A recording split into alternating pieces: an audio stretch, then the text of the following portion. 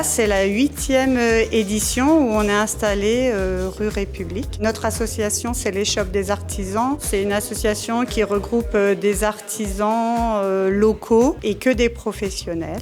Nous sommes une dizaine au niveau de l'association et pour Noël, on invite une dizaine d'autres artisans à venir se joindre à nous. Nous sommes ouverts jusqu'au 31 décembre inclus. Nous pouvons retrouver en fait du travail de bois. Il y a aussi du travail de la soie, des vêtements, de la laine. On peut retrouver aussi des objets décoratifs comme des bougies. Après, il y a de la céramique, des bijoux et au niveau alimentaire, on peut retrouver du chocolat et des spiritueux. Et il y a aussi des cosmétiques, savons aux huiles essentielles et savons au lait d'ânesse. Moi, je travaille la soie depuis 40 ans cette année et depuis 25 ans, j'ai développé une technique qui se démarque un petit peu de ce qu'on avait l'habitude de voir. Je peins donc ma soie moi-même et je la monte en relief. Je fais donc ça sur des abat-jours, des tableaux et des petites cartes. En parallèle de ce travail, je réalise également des foulards. Je suis très contente d'avoir intégré l'Échoppe des artisans. On est une équipe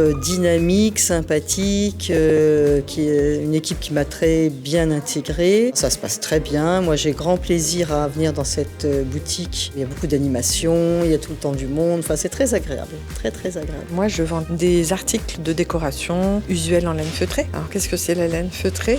Eh bien, en fait, on a tous mis un pull en laine à la machine à laver. Il rétrécit, il feutre. Moi, je fais tout à la main et du coup, ça nous donne des objets comme ça, par exemple, en des petites corbeilles en laine feutrée. C'est isolant, c'est déperlant, c'est hydrostatique. Voilà, il y a plein de propriétés de la laine. C'est l'occasion en fait de pouvoir présenter notre travail, accompagner d'autres artisans, de pouvoir rencontrer aussi les gens, de pouvoir leur expliquer notre travail parce que c'est vrai que du coup c'est un plaisir quand ils s'intéressent au travail de pouvoir les renseigner, leur expliquer comment on travaille, tout le processus de création qu'il y a derrière une pièce, une création, et puis de pouvoir partager ça en fait cette aventure avec d'autres artisans. Et puis aussi c'est l'occasion de pouvoir mettre de l'artisanat sous le sapin pour Noël.